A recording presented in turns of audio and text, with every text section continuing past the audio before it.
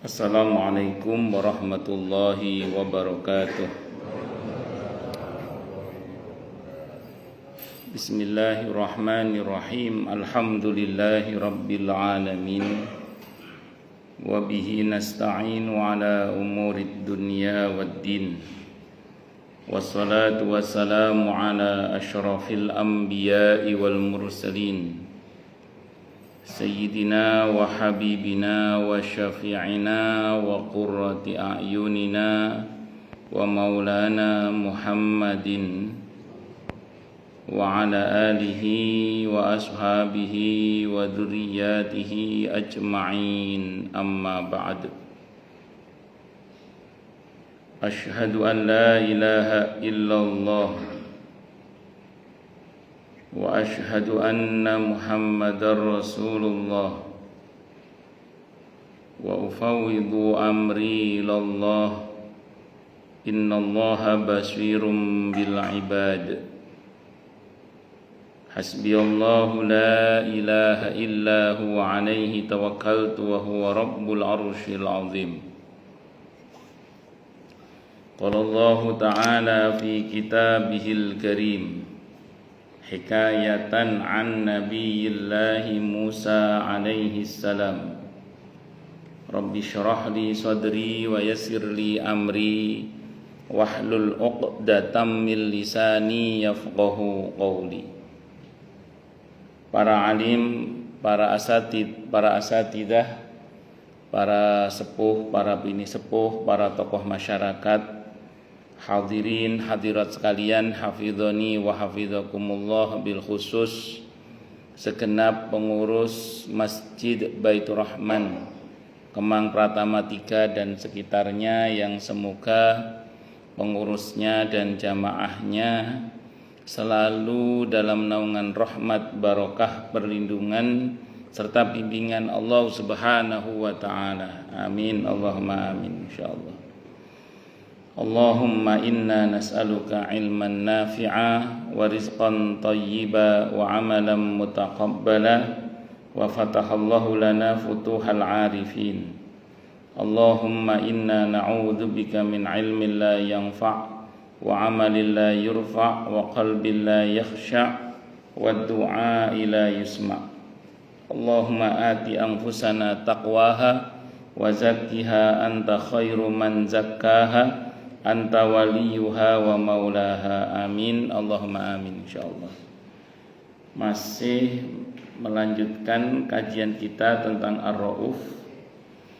Tentu sebelumnya mari kita haturkan puja dan puji syukur kita ke hadirat Allah Subhanahu wa ta'ala dengan berucap alhamdulillahi rabbil alamin. Mudah-mudahan dengan hamdalah ini nikmat dari Allah untuk kita ditambah, karena Allah telah berjanji dalam Al-Quran di surah Ibrahim ayat 7, A'udzu billahi samii'il 'aliim minasyaitonir rajim, wa idza ta'adzana rabbukum la in syakartum la azidannakum wa la in kafartum inna 'adzabi lasyadid. Jadi kalau kita bersyukur, sungguh nikmat dari Allah untuk kita ditambah. Dan kalau kita kufur, kita diingatkan oleh Allah akan siksa yang sangat pedih. Ini janji Allah, dan janji Allah dalam Al-Quran itu la raiba fi, tidak ada keraguan di dalamnya. Di antara penjelasan la raiba fi adalah siapapun yang mengamalkan isi Al-Quran dengan keimanan dan keyakinan, maka Allah akan tunjukkan kebenaran Al-Quran itu kepadanya hingga tiada lagi keraguan dalam hatinya. Salawat dan salam semoga tercurah limpahkan untuk junjungan kita Nabi besar Muhammad sallallahu alaihi wa alihi wasallam. Semoga kita semua diakui sebagai umat beliau. Amin, Allahumma amin, insyaallah.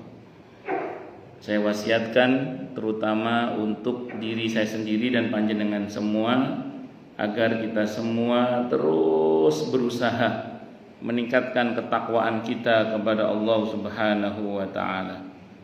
Karena dengan takwa itulah kita bisa memperoleh derajat yang sangat tinggi dengan sesungguhnya di sisi Allah Subhanahu wa taala.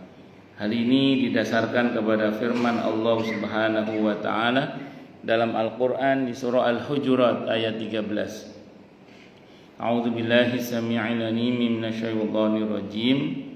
Ya ayyuhan nasu inna khalaqnakum min dzakarin wa untha waj'alnakum syu'uban wa qabaila lita'arafu inna akramakum 'indallahi atqakum al-ayah. Wahai manusia, sesungguhnya kami telah menciptakan kalian dari seorang laki-laki dan seorang perempuan, berkembang menjadi bersuku-suku dan berbangsa-bangsa agar kalian saling mengenal. Sesungguhnya yang paling mulia di antara kalian di sisi Allah adalah yang paling bertakwa. Allah juga berjanji akan memberikan bonus bagi siapapun yang sungguh-sungguh bertakwa kepada Allah, berupa solusi atau jalan keluar dari setiap masalah yang dia hadapi, dan Allah juga berjanji akan memberinya rizki dari arah yang dia tidak duga sebelumnya. Hal ini didasarkan kepada firman Allah Subhanahu wa taala dalam Al-Qur'an di surah At-Talaq ayat 2 dan 3. A'udzu billahi samii'il 'aliim minasyaitonir rajim. Wa may yattaqillaha yaj'al lahu makhraja wa yarzuqhu min haitsu la yahtasib. Dan barang siapa orang yang bertakwa kepada Allah, maka Allah akan berikan dia jalan keluar dan rezeki yang tak terduga. Di ayat tempatnya Allah berfirman, wa may yattaqillaha yaj'al lahu min amrihi yusra. Siapa yang bertakwa kepada Allah, maka Allah akan jadikan urusannya mudah. Semoga kita semua minal muttaqin, bahkan lil muttaqina imama. Amin, Allahumma amin, insyaallah. Nama Allah yang insyaallah akan kita bahas pada subuh kali ini adalah nama Allah Ar-Rauf. Ar-Rauf secara umum diterjemahkan dengan yang maha pelimpah kasih. Jadi Allah sebagai Ar-Rauf adalah Allah yang maha pelimpah kasih. Ar-Rauf ini terambil dari akar kata ra'fatun yang maknanya berkisar pada kelemah lembutan dan kasih sayang. Loh, berarti mirip dengan kata rahmatun yang membentuk kata Rahman, Rahim, Ar-Rahman, Ar-Rahim. Jawabannya iya, maknanya memang mirip. Hanya di dalam bahasa Arab itu beda kata, beda substansi. Itu dalam bahasa Arab. Jadi beda kata, beda substansi. Walaupun secara bahasa mungkin maknanya sama, berkaitan dengan kelemah lembutan dan kasih sayang, tapi kata rahmatun dan kata ra'fatun karena beda kata jadi beda substansi. Kata para ulama, kalau rahmatun itu bersifat umum, sementara kalau ra'fatun itu rahmat Allah yang bersifat khusus untuk hamba-hambanya yang hubungan dirinya kepadanya. Itu ra'fatun. Nah, secara umum memang kalau kita bicara kasih sayang itu dibagi dua. Jadi ada kasih sayang secara umum, ada kasih sayang secara khusus. Kalau secara umum prinsipnya semua disayang oleh Allah. Karena Allah berfirman dalam Al-Qur'an, wa rahmati wasi'at kulla syai', kata Allah. Rahmatku meliputi segala sesuatu. Dan Allah itu memang Ar-Rahman, di mana kasih sayangnya meliputi seluruh makhluknya, baik yang taat maupun yang tidak taat. Nah, namun yang kita inginkan dari Allah tentu tidak hanya sekedar rahmat secara umum. Rahmat secara umum saja kita butuh ya. Tapi lebih dari itu, kita berharap dirahmati oleh Allah juga secara khusus. Nah, rahmat secara khusus yang begitu melimpah itu tercermin dari sifatnya Ar-Rauf, di mana Ar-Rauf itu asal katanya adalah ra'fatun tadi itu, yaitu kelemah lembutan dan kasih sayang yang khusus sifatnya, yaitu hanya untuk hamba-hambanya yang memperbaiki hubungan dengannya. itu Ar-Rauf. Menurut Az-Zajjaj dalam bukunya Tafsir Al-Asmaul Husna, Tafsir Asmaul Husna, kata Az-Zajjaj sama dengan kata Ra'fah tadi itu sama dengan rahmah. Hanya saja menurutnya apabila rahmat sedemikian besar maka ia dinamakan Ra'fah dan pelakunya namanya Ra'uf. Ya tadi kalau istilahnya rahmat yang dilimpahkan oleh Allah secara khusus. Maka kata kuncinya adalah bagaimana kita berusaha memperbaiki hubungan dengan Allah. Tentu sepaket dengan Allah adalah memperbaiki hubungan dengan sesama, agar rahmat yang tercurah untuk kita adalah rahmat yang bersifat khusus tadi itu, atau ra'fah tadi itu. Al-Biqai dalam kitabnya Nadhmud Duror, beliau menafsirkan surah Al-Baqarah ayat 143. Allah berfirman, A'udzubillahi samii'il 'aliim minasyaitonir rajim. Wa kadzalika ja'alnakum ummatan wasatan litakunu syuhada'a 'alan nasi wa yakuna ar-rasulu 'alaikum syahida. Wa ma ja'alna al-qiblata allati kunta 'alaiha illa lina'lama man yattabi'ur rasula mimman yanqalibu 'ala aqibaihi. Wa in kanat lakabiratan illa 'alal ladzina hadallahu.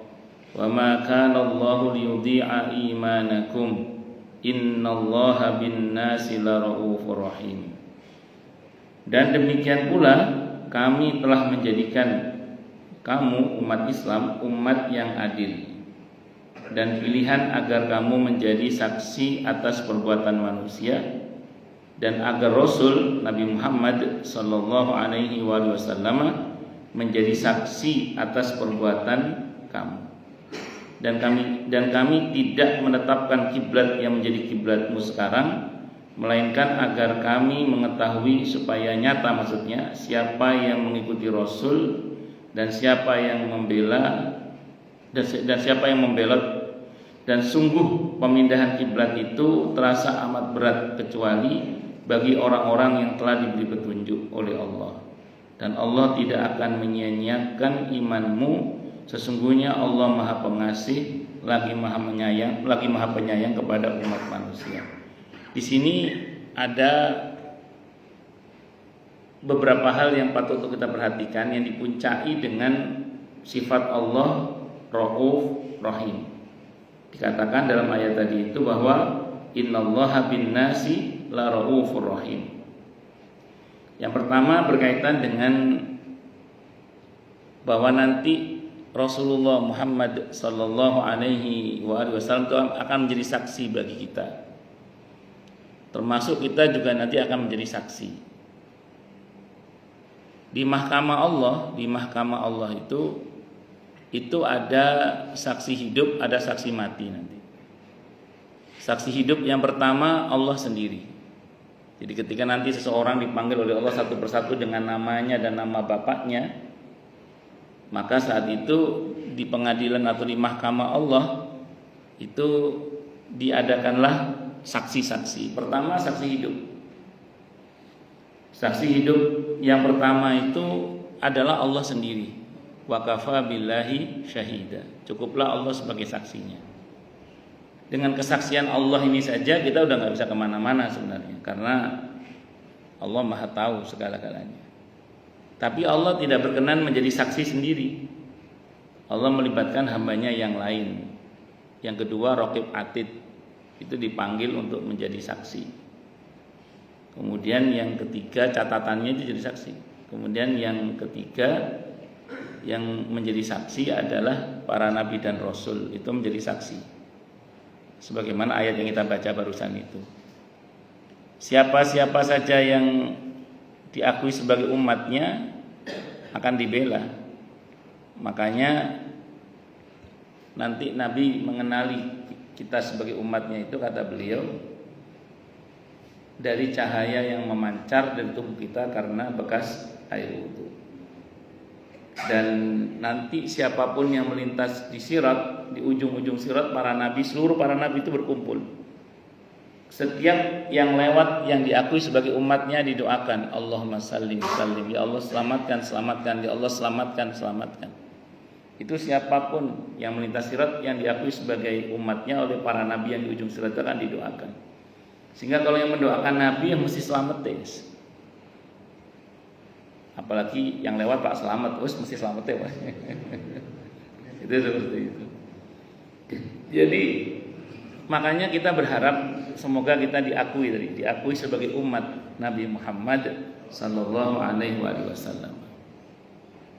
Kemudian yang ketiga, yang keempat, yang jadi saksi adalah sesama kita ini. Sesama kita ini jadi saksi. Dalam kitab At-Tadhkirah Imam Al-Qurtubi itu disebutkan seseorang di mahkamah Allah itu ditanya nanti, kamu melihat si fulan berbuat baik? Iya ya Allah, saya jadi saksinya. Ya sudah, gak ada masalah, kebaikan. Yang gak enak itu kalau ditanya begini, kamu melihat si fulan berbuat yang gak benar? Iya ya Allah. Kamu sudah berusaha mencegahnya enggak? Kamu sudah berusaha merubahnya enggak? Itu pertanyaan kedua itu yang gak enak. Dalam riwayat yang dikutip oleh Imam Al-Qurtubi dalam kitab At-Tadhkirah, yang satu mengatakan, halah cuek ya Allah, surga urusan dia, neraka urusan dia. Kalau bahasa kita gitu. Maka orang ini langsung statusnya dinaikkan dari saksi, karena dia nggak peduli dengan kemungkaran yang dia lihat, langsung dinaikkan statusnya menjadi terdakwa langsung. Nggak pakai disangka Pak, karena Allah kan nggak pakai nyangka Pak. Langsung didakwa, langsung diadili langsung. Kenapa? Karena dia tidak peduli dengan kemungkaran yang dia lihat. Karena dia tidak pernah berusaha untuk mencegahnya, nggak pernah berusaha untuk merubahnya. Nah, yang menarik yang kedua.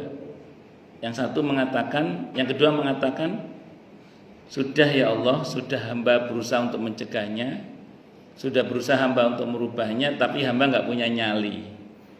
Yang kedua nggak punya nyali, tidak cukup punya nyali untuk bicara. Akhirnya saya ingkari dalam hati, mentok mendoakanlah kalau bahasa kita. Jadi dia peduli, ini nggak benar ini harus dirubah. Cuman mau ngomong nggak punya nyali dia, nggak berani dia. Nah, terus dalam hati dia mengingkari, dia coba untuk doakanlah semoga dia sadar, tobat dan seterusnya. Apa yang terjadi kemudian? Yang ini bebas. Kenapa? Karena dia peduli untuk beramar ma'ruf nahi mungkar, walaupun hanya selemah-lemahnya iman itu dalam hati, mengingkari dalam hati. Makanya kita ini tidak boleh kemudian cuek, itu tidak boleh. Jadi kita harus peduli, walaupun hanya sebatas pada hati, walaupun hanya sebatas pada doa, itu seperti itu. Jadi singkat kata, singkat cerita, itu saksi hidup nanti. Belum saksi mati, dihadirkan juga nanti itu. Saksi mati yang pertama itu adalah alam semesta ini. Yauma idzin tuhaddisu akhbaraha bi anna rabbaka auhanaha. Jadi sekarang ini kan bangunan masjid ini nggak bisa ngomong sekarang, tapi nanti bicara ini. Ya saya jadi saksi, saya jadi saksi. Jadi bumi ini jadi saksi nanti. Nggak cuma bumi ini aja, anggota tubuh kita jadi saksi. Al-yauma nakhtimu ala afwahihim wa tukallimuna aydihim wa tashhadu arjuluhum bima kanu yaksibun. Anggota tubuh kita pun juga bicara nanti, jadi saksi juga. Jadi semua bicara jadi saksi. Nah, terus kemudian kalau kata Imam Al-Qurtubi nanti yang jadi saksi juga termasuk adalah waktu, hari-hari. Jadi hari-hari yang kita lalui itu nanti jadi saksi nanti. Karena dalam satu riwayat hari yang pertama Allah bangkitkan adalah hari Jumat. Dan itu nanti akan menjadi saksi hari itu. Jadi hari-hari yang kita lalui, kita Ahad ini ngapain, Senin ngapain, Selasa itu jadi saksi semua nanti. Terakhir harta itu jadi saksi. Harta itu nanti menjadi saksi. Nah, kebayang nggak kalau semua kesaksiannya itu dibuka oleh Allah, terus dipertontonkan di halayak mahsyar saat itu, Kira-kira kalau dibuka semua berita tentang kita dengan kesaksian semuanya itu, kira-kira kita itu selamat apa celaka kira-kira? Kayaknya wassalam itu.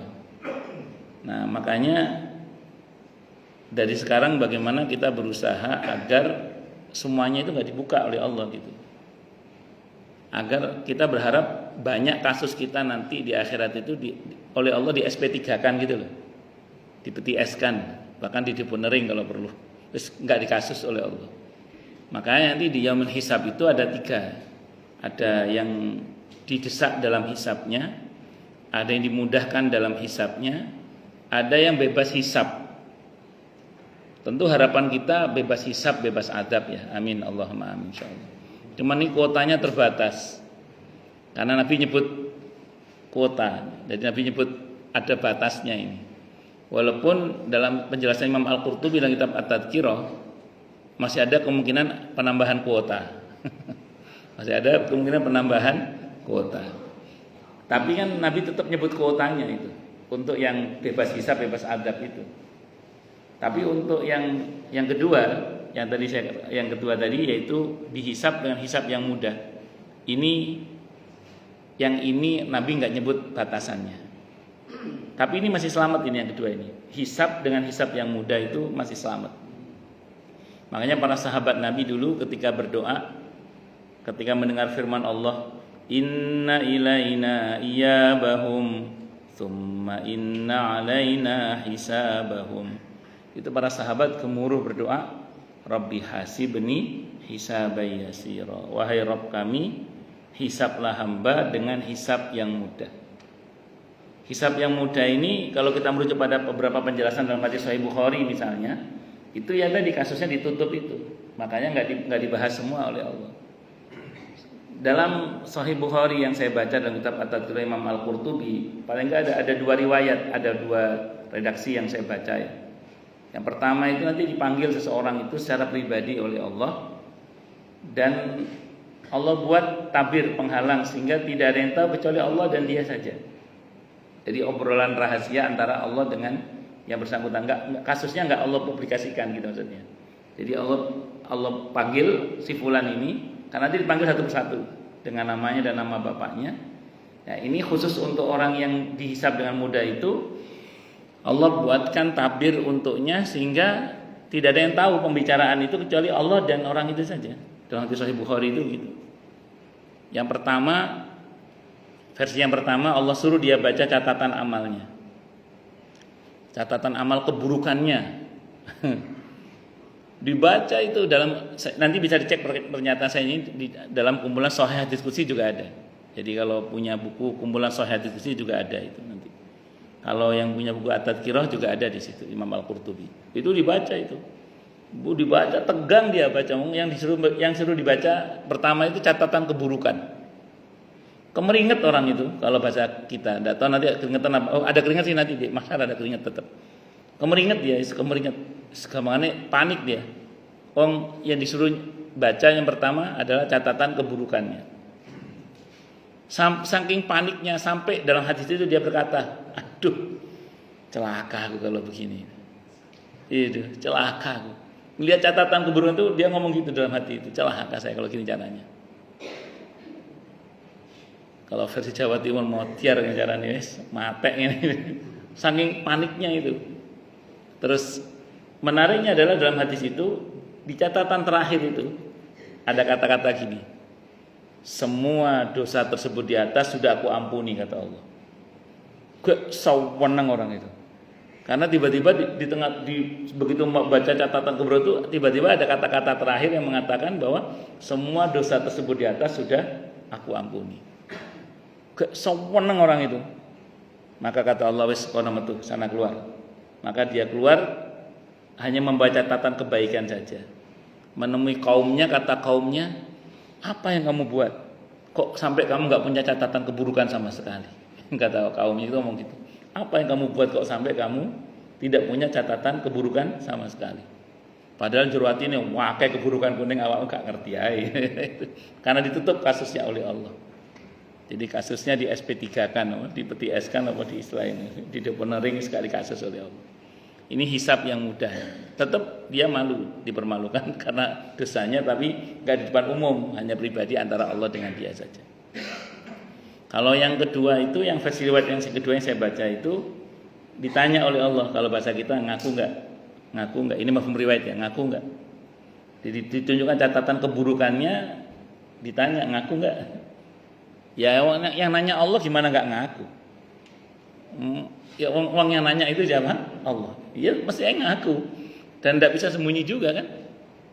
Akhirnya terus kemudian begitu ditanya terus dicecar tentang keburukannya itu sama, orang yang ini ngomongnya sama. Aduh, kalau gini caranya celaka saya. Udah ngomong gitu aja, celaka saya kalau gini. Karena keburukannya ditampakkan semua.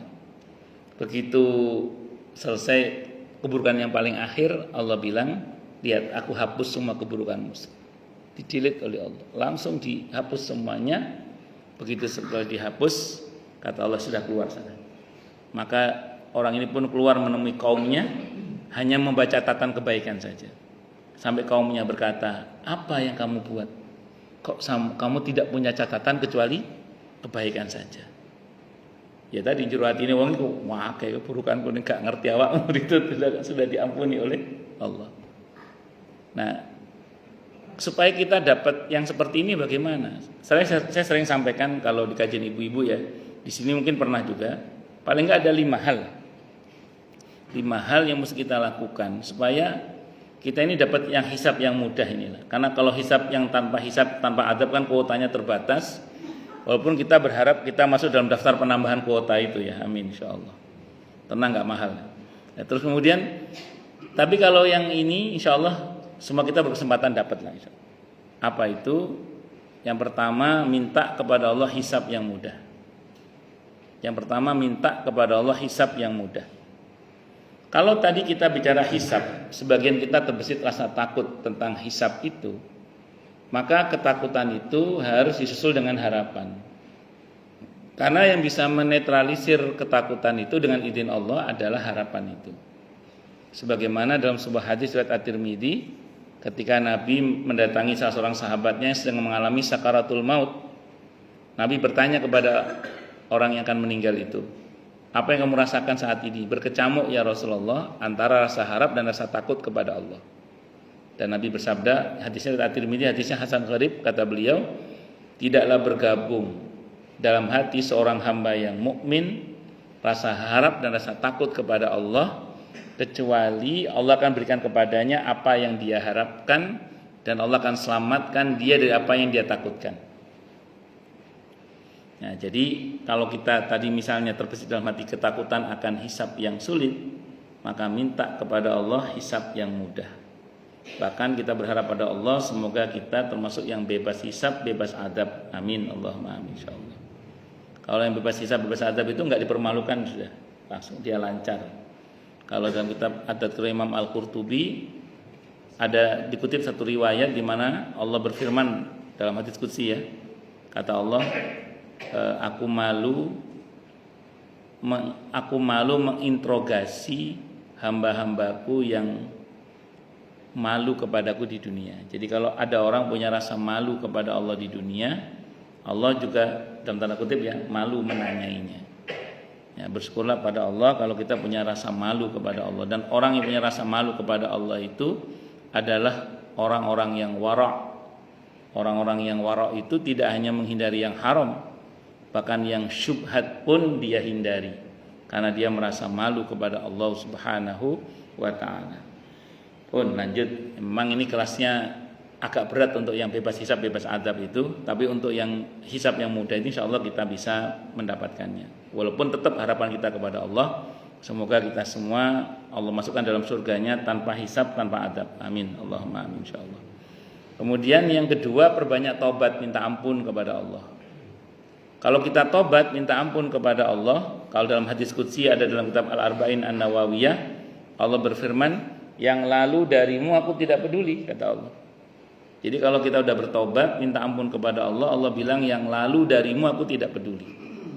Kalau di Al-Furqan ayat 70 apa kata Allah? Illa man taba wa amana wa amila amalan shaliha faulaika yubaddilullahu sayyi'atihim hasanat.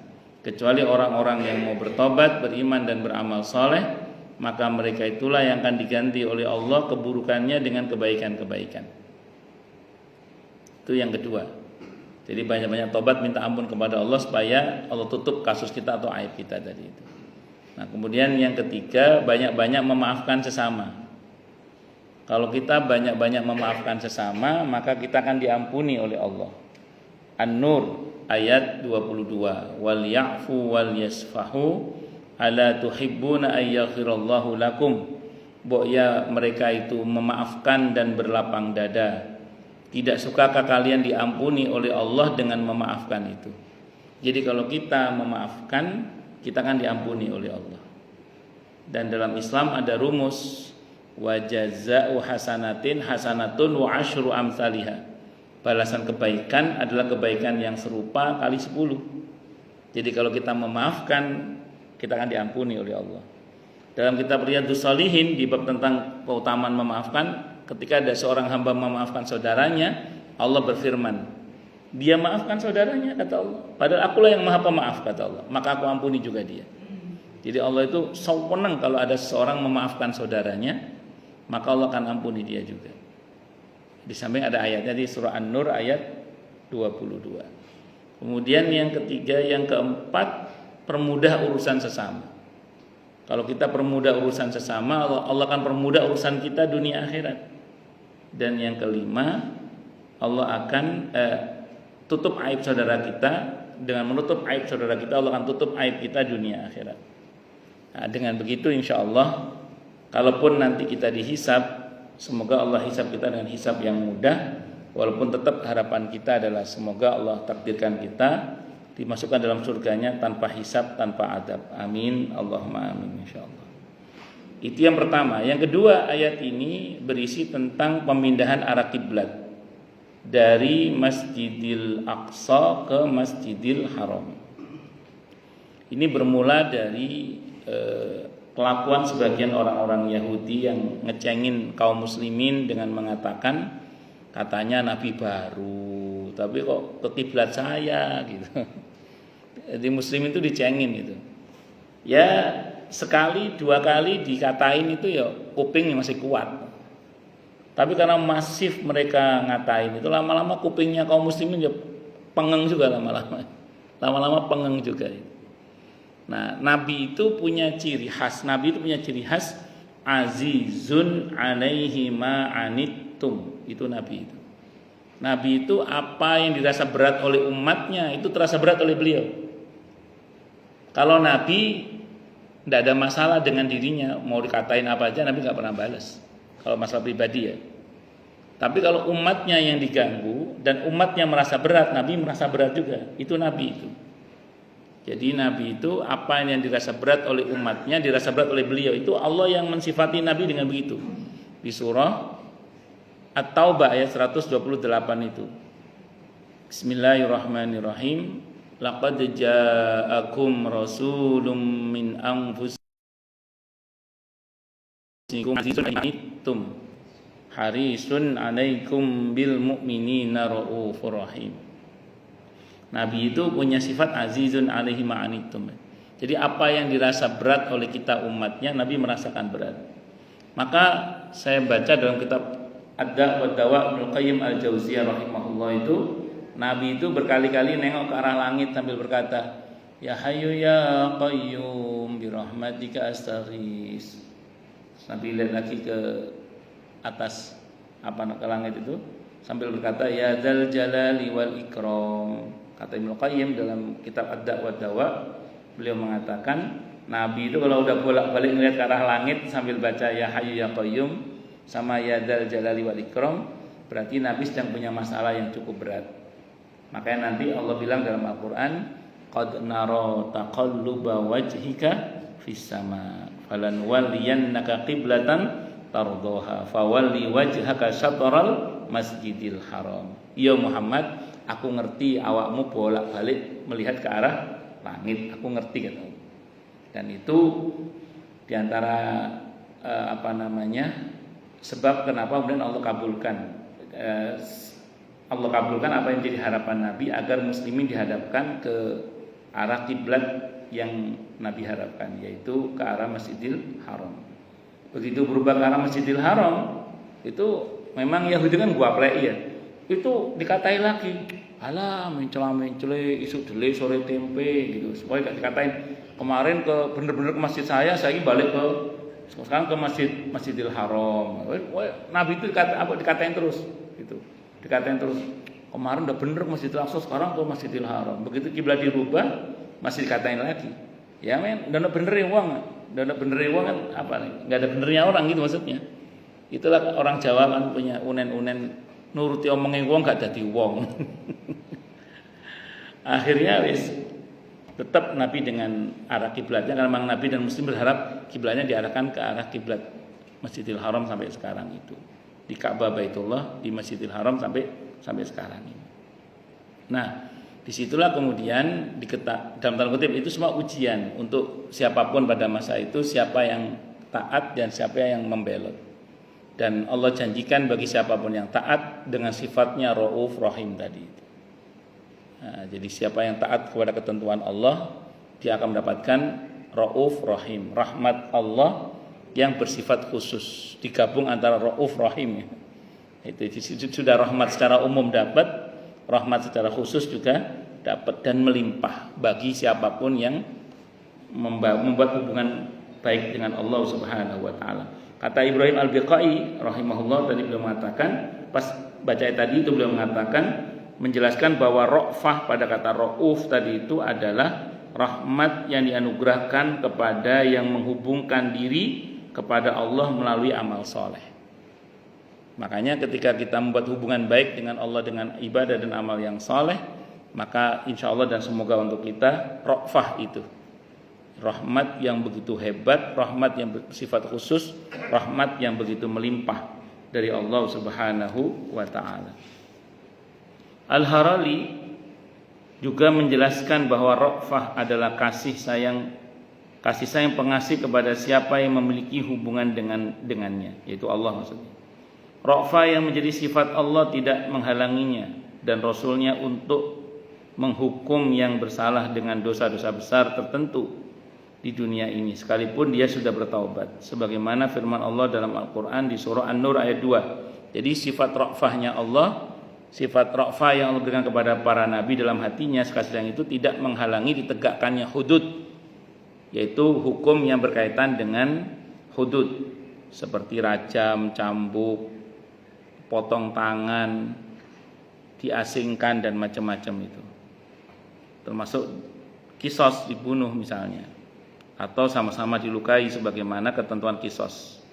Allah katakan dalam surah An-Nur ayat 2, a'udzubillahi samii'il 'aliim minasyaitonir rajim, az-zaniyatu waz-zani fajlidu kulla wahidin minhuma mi'ata jaldah wa la ta'khudhukum bihima ra'fatun fi dinillahi in kuntum tu'minuna billahi wal yaumil akhir wal yashhad 'adzabahuma ta'ifatun minal mu'minin. Perempuan yang berzina dan laki-laki yang berzina, maka deralah tiap-tiap seorang dari keduanya 100 kali dera kalau dia belum menikah ya. Dan janganlah belas kasihan kepada keduanya mencegah kamu wahai Nabi untuk menjalankan agama Allah. Jika kamu beriman kepada Allah dan jika kalian kalian bukan Nabi, kalian, mohon maaf. Maka deralah tiap-tiap seorang dari keduanya 100 kali dera, dan janganlah belas kasihan kepada keduanya mencegah kalian untuk menjalankan agama Allah. Jika kalian beriman kepada Allah dan hari akhirat, dan hendaklah pelaksanaan hukuman mereka disaksikan oleh sekumpulan orang-orang yang beriman. Jadi dalam ayat ini Nabi dan kita kaum beriman di dalam menegakkan hudud itu tidak boleh mengedepankan perasaan. Jadi kalau memang kesalahan seseorang tadi membuat dia harus dipotong tangan, ya potong tangan. Kalau membuat dia harus dirajam, cambuk, ya cambuk, dan seterusnya. Cuman dalam kasus ini yang harus kita pahami pertama gini ya. Ketika ada seseorang yang berbuat zina di masa Nabi kita Muhammad sallallahu alaihi wasallam. Itu kalau yang bersangkutan membuat pengakuan, itu baru Nabi tindak biasanya. Itu pun Nabi itu berusaha untuk cuek gitu. Jadi pernah ada orang datang sowan sama Nabi, ya Rasulullah saya telah berzina. Nabi itu nggak peduli, nggak dihiraukan lah kalau bahasa gitu. Terus saya telah berzina ya Rasulullah, Nabi nggak hiraukan. Terus kemudian begitu masuk waktu sholat, Nabi sholat.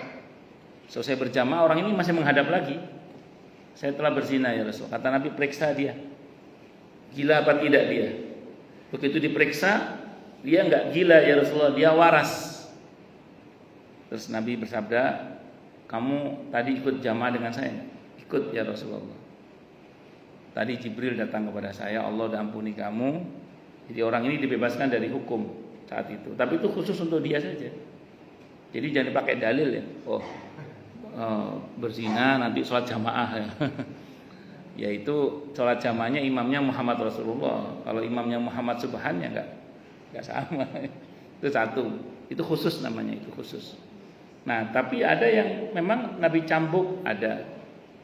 Ketika ada seorang yang seorang pembantu dalam satu keluarga melakukan perzinahan dengan istri majikannya. Dan dia mengaku, karena dia mengaku, maka karena dia masih belum menikah dicambuk oleh Nabi 100 kali. Terus si wanitanya bagaimana? Nabi tidak langsung mengatakan rajam dia, enggak. Tapi Nabi bilang kepada Unais, wahai Unais, tanyakan kepada si wanita itu apakah betul dia telah berzina dengan laki-laki. Karena laki-laki ini mengaku. Kalau yang satu kan dia belum mengaku. Nabi suruh tanya, apakah, karena ada tuduhan bahwa dia berzina dengan wanita itu. Kalau dia tidak mengaku, tinggalkan, kata Nabi. Kalau dia ngaku, hukum dia. Dan ternyata wanita itu ngaku dan dihukum oleh Nabi. Untuk si wanita karena dia sudah menikah, maka dia dirajam sampai mati. Itu seperti itu ketentuan hukum yang ditegakkan. Mungkin panjenengan berkata begini, loh kok kejam ya Ustaz ya? Enggak kejam. Justru itu ditegakkan supaya tidak terjadi sesuatu yang tidak diinginkan dalam kehidupan rumah tangga itu. Saya pernah nonton saat itu, saya lupa, kalau nggak Mata Najwa Kick and dia saya lupa itu. Beberapa orang baik-baik yang diwawancarai tapi kena, maaf ya, mengidap virus HIV AIDS ya, kena AIDS ya. Itu ternyata begitu diwawancara itu, ternyata mereka ini laki-laki baik-baik, perempuan baik-baik. Nah, kenapa kok bisa kena AIDS dan seterusnya itu? Rupanya, maaf, pasangannya di luar sana jajan misalnya gitu. Dengan pelacur yang mengidap virus HIV tadi itu terus terinfeksi. Pulang senggama dengan istrinya atau senggama dengan suaminya, kena nggak itu suaminya atau istrinya? Kena. Ternyata yang salah satunya itu hamil, kena, anaknya kena juga nggak itu? Kena. Kira-kira kalau ada orang menyebabkan pasangannya dan anaknya kena virus HIV AIDS itu kira-kira pantas dibunuh nggak? Kira-kira gitu. Kejamnya itu sampai segitu. Itu maksudnya. Makanya kan ya begitulah ketentuan dalam hukum Islam itu. Tapi saya ulang tadi, yang berhak melakukan semua itu negara, bukan perseorangan loh ya. Karena saya mohon maaf, saya pernah dipanggil oleh satu jamaah, tenang bukan orang sini, orang tempat lain, saya nggak sebut. Saya dipanggil habis sholat subuh itu, Ustadz, ada apa Pak? Istri saya telah berzina, dia bilang gitu. Saya bilang, Bapak dari mana taunya? Ada saksi 4 orang yang menyaksikan perzinahan itu? Atau Bapak berani bersumpah 5 kali bahwa istri Bapak memang telah berzina? Saya bilang gitu. Sumpah li'an maksudnya.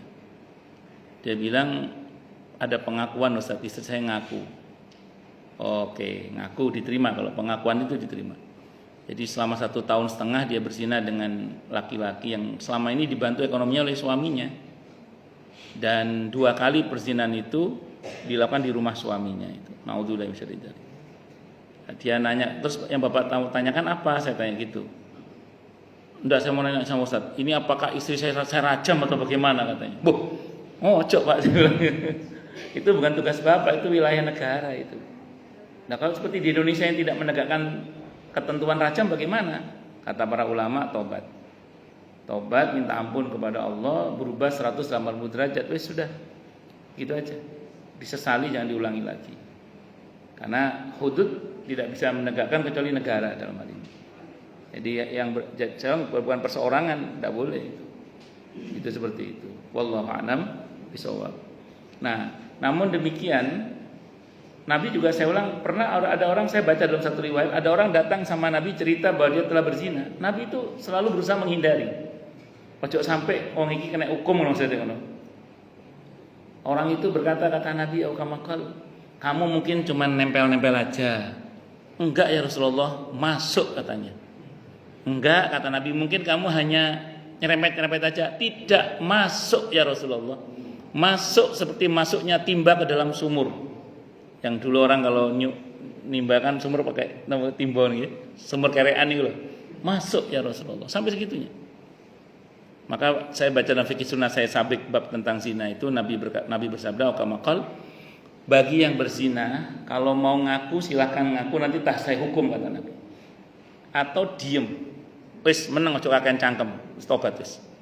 Tapi di hadisnya enggak pakai kakean cangkem gitu, itu modifikasi. Tapi kira-kira itulah maknanya. Wis lek ngaku tak hukum, kata Nabi. Atau kalau enggak wis meneng, diam tobat, ojo dibaleni maneh. Wis meneng tobat, ojo dibaleni maneh. Itu pesan beliau. Nah, makanya saya ulang sekali lagi, dalam masalah ini memang kalau bab hudud, Nabi diperintah untuk tega melakukan tindakan hukum demi penegakan hukum tadi itu. Makanya Nabi sampai bersabda, kalau Fatimah putri Muhammad mencuri, akan aku potong dengan tanganku sendiri.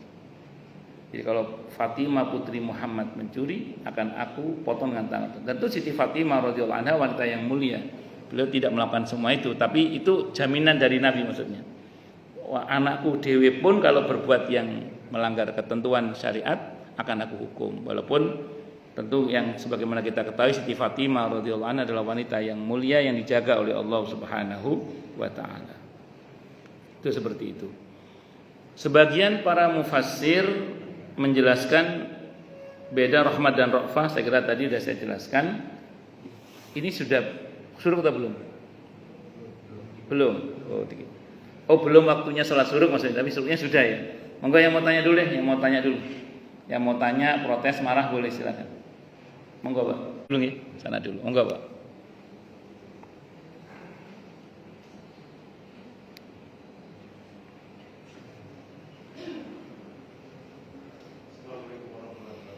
Waalaikumsalam warahmatullahi wabarakatuh. Jelaskan bedanya rahmat, Rafa dan ahli karena biasa juga ulama ini asaluka min fadlika wa rahmatik, bedanya apa? Jadi kalau kita kan mohon kepada Allah umumnya adalah rahmat, betul ya? Seperti kalau kita masuk masjid, Allahumma inni as'aluka, Allah maftah li abwaaba rahmatik. Kalau keluar Allahumma inni as'aluka min fadlik dan seterusnya itu.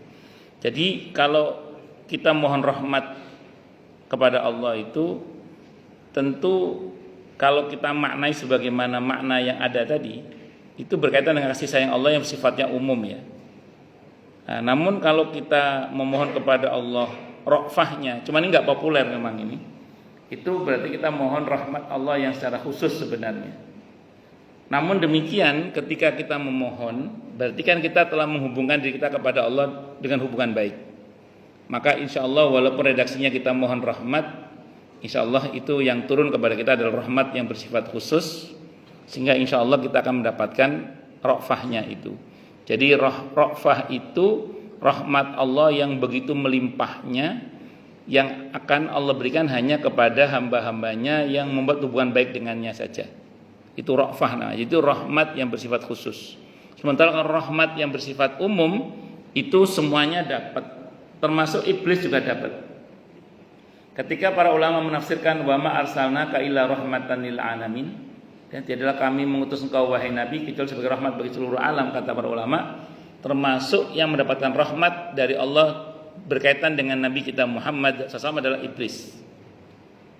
di mana iblis itu dengan adanya Nabi kita Muhammad SAW itu dia diberi tangguh oleh Allah untuk bisa bertahan sampai ila yaum yub'atsun, guna kesempatan dia untuk tobat sebenarnya itu.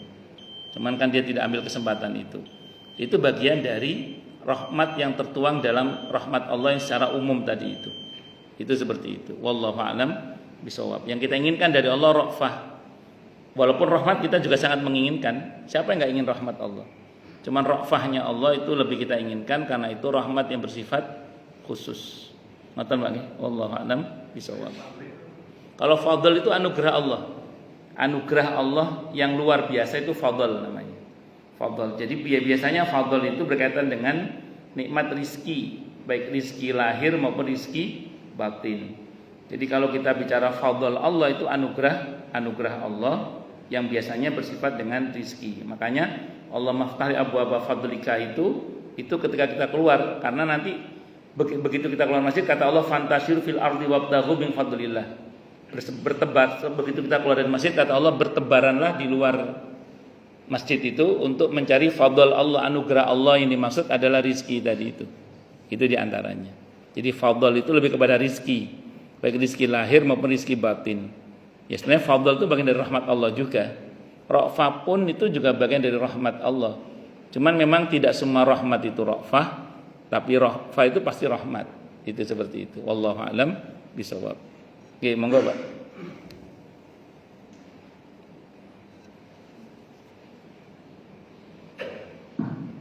Bisa berkaitan dengan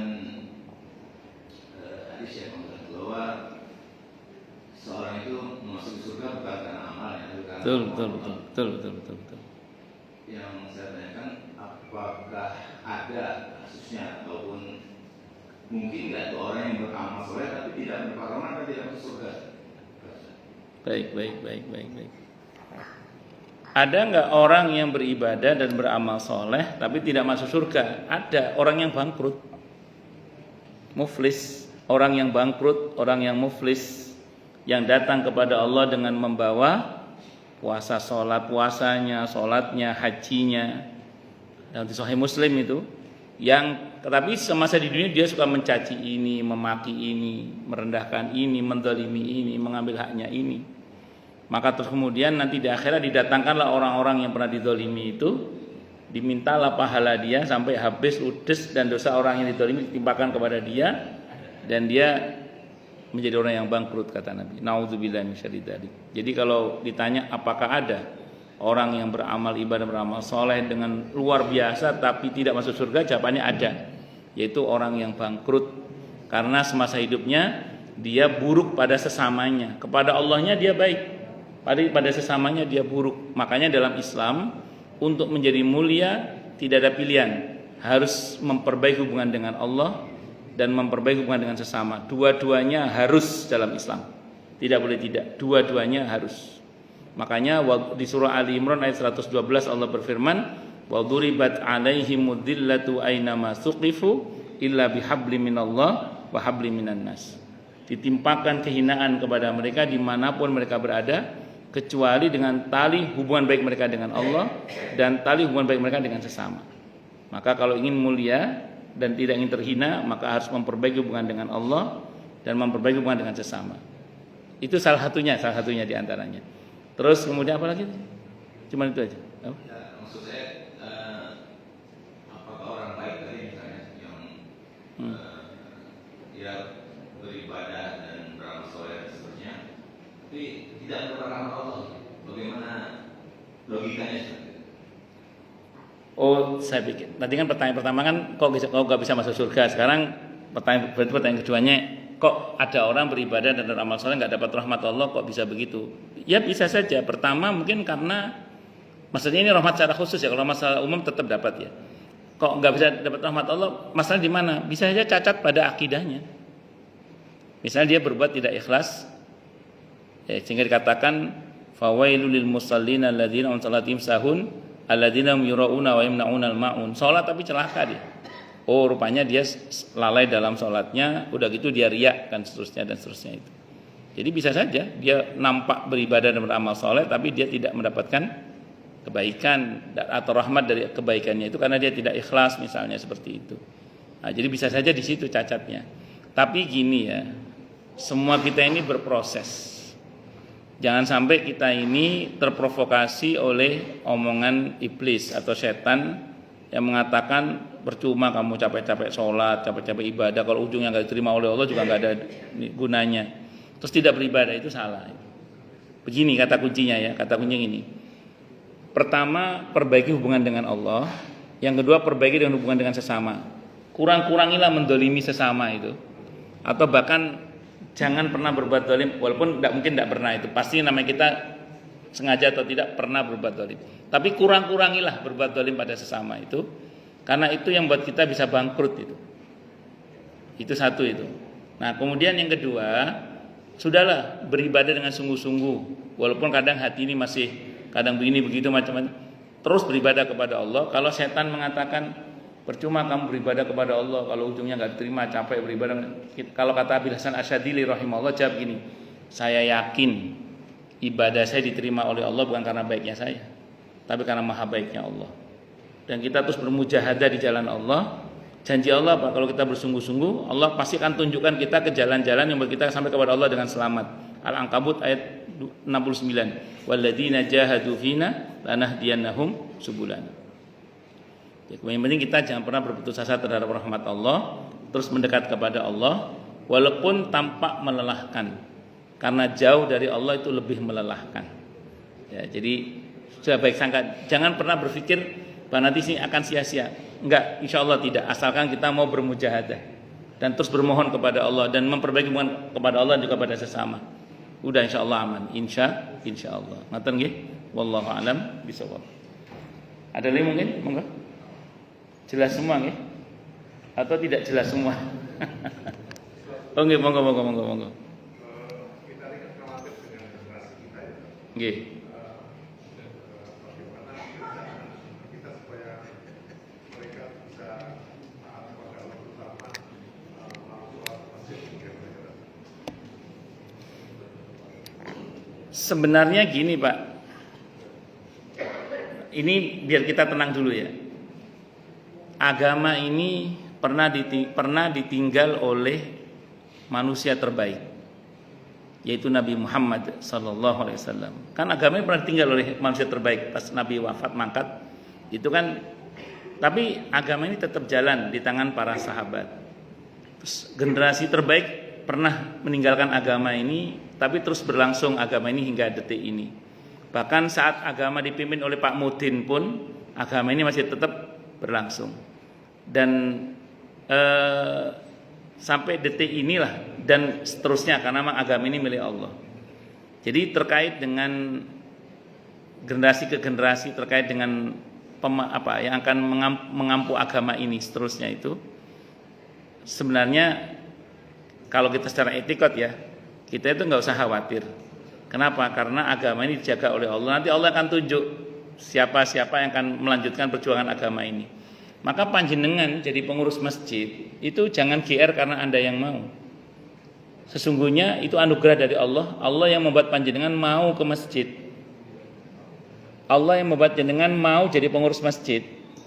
Allah yang membuat jenengan menjadi aktif di masjid. Jadi jangan GR karena kita yang mau, enggak. Makanya kan ketika hayya 'alas shalah, hayya 'alal falah itu la haula wala quwata illa billah. Tidak ada daya meninggalkan maksiat, tidak ada kekuatan total kecuali dengan pertolongan Allah. Nah, makanya saya ulang nggih, setiap periode itu akan ada masanya masing-masing, tapi tidak usah khawatir, semua dijaga oleh Allah. Dan saya ulang, kalau saat ini kita rajin ke masjid, mau jadi pengurus masjid, giat berdakwah di masjid, saya ulang, itu bukan karena kita yang mau. Itu karena anugerah Allah. Kalau bahasa Al-Qur'annya di surah Al-Hujurat ayat 7 itu, walakinnallaha habbaba ilaikumul imana wa zayyanahu fi qulubikum wa karraha ilaikumul kufra wal fusuqa wal isyan ulaika humur rasyidun. Akan tetapi Allah lah yang buat kalian cinta pada keimanan, dan yang buat iman itu indah dalam hati kalian. Jadi yang membuat kita itu senang dengan aktivitasnya adalah Allah. Makanya saya ulang, syukuri dulu itu. Itu nggih, itu dulu. Yang kedua, mengenai generasi kita, saya mohon maaf ya, mungkin cerita kita bisa beda-beda. Sekarang anak kita usia berapa gitu ya. Pertanyaannya dulu kita seusia dia ngapain gitu. Maaf nih, anak kita sekarang usia berapa? Pertanyaannya dulu kita seusia dia ngapain? Bisa jadi kita lebih parah daripada Maaf cerita orang beda-beda, Karena saya pernah ada pas saya ngomong gitu, kata ada jamaah saya ngomong gini, saya dari muda udah rajin jamaah di masjid Ustaz. Oh oke bagus. Tapi kan cerita kita beda-beda. Maaf ya. Nah, sebagaimana dulu kita berproses, maka anak-anak kita juga butuh proses. Nah, mungkin tidak hari ini, Pak. Keresahan Bapak, keresahan kita semua itu keresahan yang sehat namanya. Itu bahwa iman kita itu sehat. Tapi yang pertama tadi saya mau sampaikan secara imani bahwa agama ini Allah yang jaga, nggak usah khawatir. Nah, tapi dari sekarang, ayo anak-anak kita doakan. Orang tua, ini sering saya sampaikan di jamaah saya, orang tua boleh capek menasehati, tapi jangan pernah capek mendoakan. Saya ulang ya, orang tua boleh capek menasehati, tapi jangan pernah capek mendoakan. Saya pernah tahu ada seorang meninggal di masjid sedang berjamaah, sholat berjamaah di masjid, usianya 74 tahun. Meninggal di masjid sholat jamaah. Orang-orang pada ngomong gini, ini berkat doa ibunya Ustaz, berkat doa ibunya, kata orang-orang itu gitu. Saya mikir, ini orang umur 74, ibunya umur berapa? Kata orang-orang, ibunya udah meninggal Ustaz, udah meninggal ibunya. Ini dulu Ustaz, orang ini nawakal Ustaz, bukan nakal, nawakal. Ibunya mendoakannya sampai ibunya wafat dia masih nakal.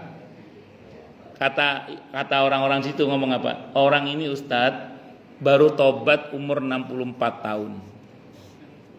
74 tahun wafat sedang sholat. Artinya apa? Jangan dikira doa kita tidak bekerja. Saya pernah ada orang yang berkata begini ke saya. Kita ini udah mendoakan doa istighosa tapi nyatanya nggak ada hasil apa macam-macam gitu dan seterusnya.